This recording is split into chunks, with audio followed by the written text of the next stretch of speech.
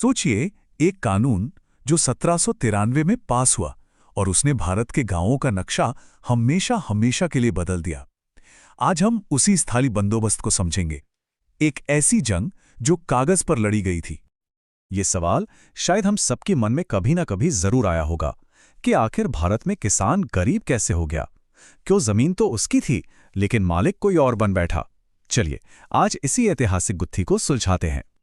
देखिए, ये कोई आम लड़ाई नहीं थी। इसमें ना बंदूकें चली ना तोपें। ये तो कागज पर लड़ी गई एक जंग थी, एक ऐसी पॉलिसी जिसने भारत के गांव की आत्मा को ही तोड़कर रख दिया। तो चलिए इस पूरी कहानी को शुरू से समझते हैं। आखिर ये सब शुरू कहां से हुआ और ब्रिटिश ईस्ट इंडिया कंपनी की असल में दिक्कत क्या थी। साल था 1764। बक्सर की लड़ाई खत्म हुई और इसके साथ ही ईस्ट इंडिया कंपनी अब सिर्फ व्यापारी नहीं रही, वो शासक बन गई। फिर 1765 में हुई इलाहाबाद की संधि। इस एक संधि ने उन्हें बंगाल, बिहार और उड़ीसा के दीवानी अधिकार दे दिए। अब दीवानी का मतलब क्या? सीधा सा मतलब था, अब टैक्स वसूलने का हक अंग्रेजों का था। लेकिन अंग्रेजों के लिए एक बहुत बड़ी सिरदर्दी थी।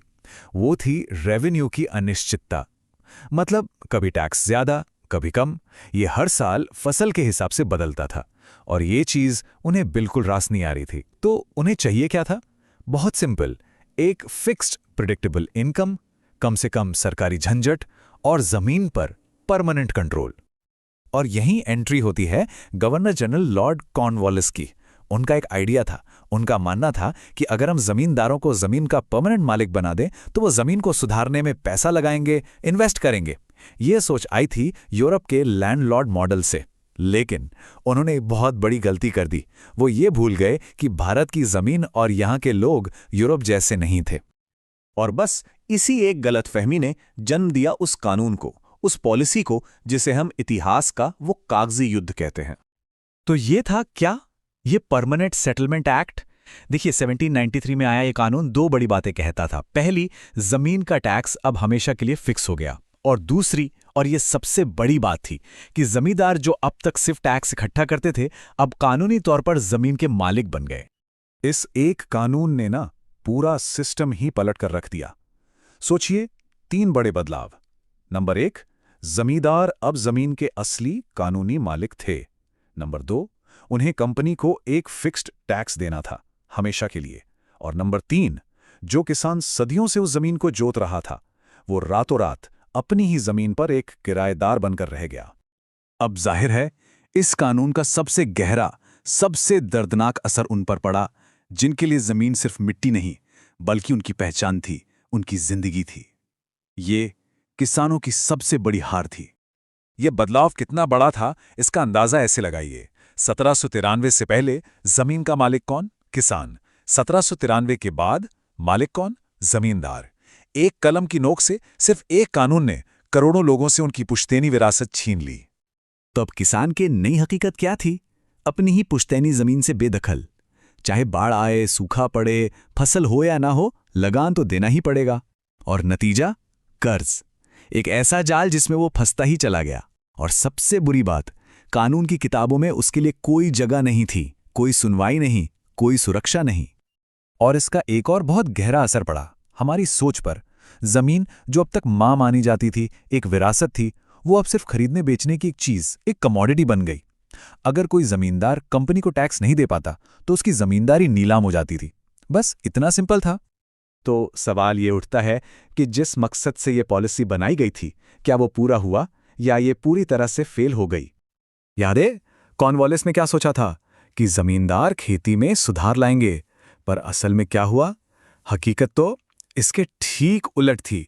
जमींदार साहब तो शहरों में ऐश कर रहे थे और यहां गांव में खेती बर्बाद हो रही थी, किसान तबाह हो रहा था। मतलब ये पॉलिसी कागज पर तो अंग्रेजों के लिए हिट थी, लेकिन जमीन पर एक टोटल फेलियर। और ये जो सिस्टम था ये खास तौर पर बंगाल, बिहार, उड़ीसा और बनारस के इलाकों में लागू किया गया। और इन्हीं जगहों पर जमींदारी प्रथा ने अपनी सबसे गहरी और कह सकते हैं सबसे क्रूर जड़ें जमाई। लेकिन इस सिस्टम की असली बेरहम शक्ल तब सामने आई जब बंगाल पर आसमान से कहर टूटा। 1770 का भयानक अकाल। कहते हैं करीब करीब 1 करोड़ लोग मारे गए थे। देखिए, अकाल तो एक कुदरती आफत थी, लेकिन अंग्रेजों की इस पत्थर दिल टैक्स पॉलिसी ने इसे एक मानव निर्मित तबाही में बदल दिया। आप बस कल्पना कीजिए, लोग भूख से दम तोड़ रहे हैं, गांव के गांव खाली हो गए हैं, और फिर भी कंपनी के टैक्स कलेक्टर दरवाजे पर वसूली के लिए खड़े हैं। टैक्स कलेक्शन रुका नहीं। इस सिस्टम के लिए इंसानी जान की कोई कीमत नहीं थी। खजाना भरना ज्यादा जरूरी था। तो आखिर में हम इस परमानेंट सेटलमेंट की विरासत को क्या कहें? इससे हमें क्या सबक मिलता है?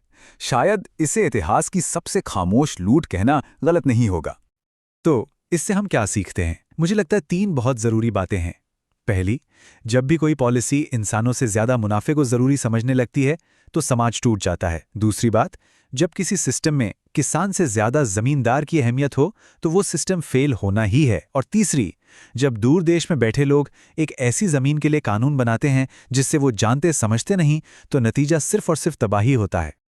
और सबसे हैरान करने वाली बात यही है, इस पूरी तबाही में ना कोई गोली चली, ना कोई तलवार उठी। फिर भी इस एक कानून ने हिंदुस्तान को वो जख्म दिए जो शायद आज तक नहीं भरे हैं। और इसीलिए परमानेंट सेटलमेंट हमें एक कड़वा सच सिखाता है कि एक अन्याय भरा कानून कभी-कभी एक जंग से भी ज्यादा खतरनाक साबित हो सकता है। और ये एक ऐसी बात है जो शायद आज भी उतनी ही सच है।